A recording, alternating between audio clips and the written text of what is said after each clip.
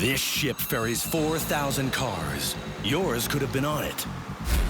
This tanker helps carry half the world's oil. Your central heating could depend on it. This crane is part of an army that moves a quarter of the world's shipping cargo. Your television set could have been carried by it. They're all here in Singapore, the busiest port in the world. Now imagine if it all was forced to a halt.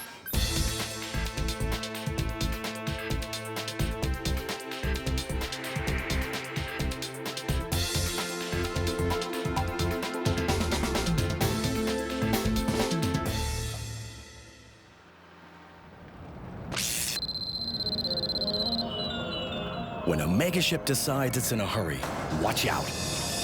This is not going to be just another day. The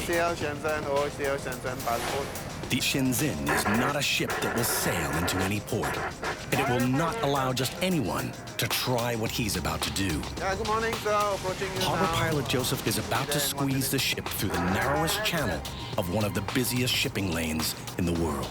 Beautiful ship. This ship has it all. Stretching the length of 4 747s, standing a commanding 19 stories tall, it turns even old sea hands into softies. There's always a lot of pride in taking a ship like this by sheer size and the kind of power that it has. If it's about size, this ship's port of call wins hands down. No port gets busier than Singapore. So whether you see it from up there or down here, this is Mega. In the heart of Southeast Asia is Singapore, a modern island nation smaller than New York City, but it is home to one of the world's busiest container terminals and some of the world's most important shipyards.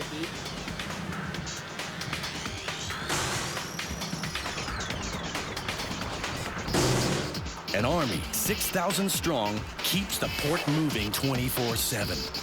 At any time of the day, 1,000 ships are docked. Another drops anchor every 2 to 3 minutes. And on the days when a mega ship sails in, every second becomes a battle. Get them loaded, on their way, on time. When the pressure mounts, no one will feel the heat like the troops in the front line. Up there in their mega cranes, 10 stories high, these are seasoned soldiers, and they win the rooms with the view. I think I got the most beautiful view. The sea, you got island opposite me. Every time I come to work, it's so refreshing. 30 minutes and counting. The megaship is on its way in. At the port's traffic control, there is no room for error. OOCL Shenzhen, this is VTIS East. Good morning, over. All eyes are fixed on the Shenzhen as it inches through one of the most congested waterways in the world. The bridge of the megaship was designed to run with just one man. But with the traffic outside, even a seasoned pilot needs all the gadgets he can get. The ship's radar tracks real-time its every move, and it monitors everything else that moves near the ship, second by second. But no gadget ever beats hands-on gut feel, especially right now. A sudden tropical storm takes them all by surprise. The Shenzhen slips slowly into its berth, straining against the current, the wind, and the rain. See the streaks coming that way. Bit of an anxious moment when there was a little bit of wind that came just as the rain was going to come. Slow start. Finally, Joseph takes the Shenzhen in, parallel parking a ship as long as 67 cars. Well, the ship's alongside, and I'll leave it to the terminal to take care of it.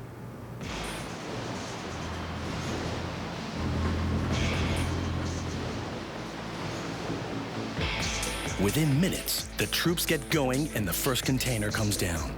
But this is one of the largest container vessels in the world, so there's a lot more, like enough to fill 1,500 747s. Work has barely begun when new orders come in. The Shenzhen has to take on more cargo, but its departure to Europe, scheduled for tonight, cannot be delayed. Time is precious. We need to depart from this port at a certain time. We just can't sit down here and wait, for all the delays to come. So the next 15 hours will be a face-off between the mega ship and the mega cranes. In the hands of an expert, each crane moves 35 containers an hour. But on duty today, with a personal best of 45 containers, meet Kiang. To expedite the turnaround of the vessel, we basically sometimes have to work a standard shift, and we will come back on our day off to help man the equipments. To beat the clock, he needs a strategy. So here's Kiang's 3-step system. Step 1, max the machine. This is the latest in crane technology, and it lifts 2 containers at a time. Step 2, know your machine. So here's Key Crane 101. This right-hand lever is actually to hoist and lower down the spreader. Okay, this is to hoist and lower down the spreader. And this left-hand side is to move the crane. We call this trolling. Okay, this is to trolley. And of course, this is a flipper to help us to flip the up and down to basically catch the container. This is the flipper.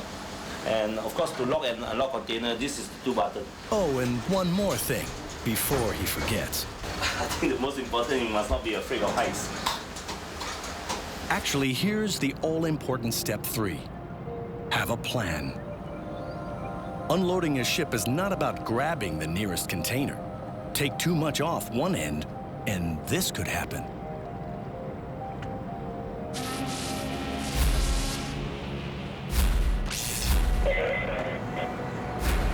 Meanwhile, at traffic control, more ships keep buzzing in.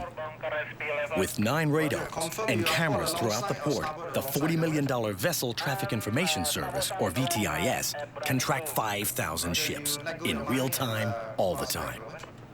As a VTIS operator, it is very similar to an air traffic controller.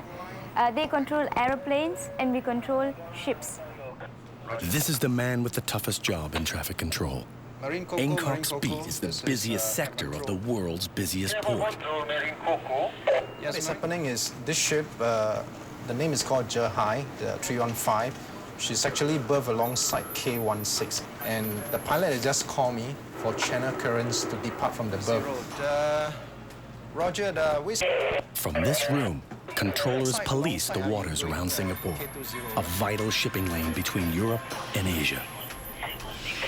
At the route's narrowest point, where vessels are squeezed through channels packed with ships, reefs, and shallows, is the port of Singapore. Without the controllers to sound alerts, some ships may not make it through. Okay, you don't have collision. You may have vessels proceeding against the general traffic flow. You have vessels going aground, shallow water. You can repeatedly inform him, hey, you are approaching boarding ground Alpha, please proceed at safe speed. If he doesn't check his speed, doesn't drop his speed, he's going to get grounded. And that is very scary. It happens, yeah, in a watch, if you're lucky, it happens one. Lucky, it happens one. If you're unlucky, the whole day is going to be stressful. Your stomach is going to hurt. This was one of those days. Despite repeated warnings from traffic control, 2 vessels collided just outside Singapore. But the odds that this could happen again are 6 in a million. Because back at traffic control, someone is always on watch. There can be times where the situation is so tight that you have 5 ships coming into the harbor, another 5 on the way out. And in that kind of tight situation, you have to go to the extent of actually allocating numbers. You're number 1, you're number 2, and you'll be number 3. So everybody just have to comply with very specifically to the instruction because the situation is so tight, we don't want anything adverse to happen. But this morning, a situation is developing at one of the main gates into the port. An alarm has gone off. A container truck is hauled aside. Before September 11th, all officers had to worry about were contraband and stowaways. Today, a high-risk container could mean something very different.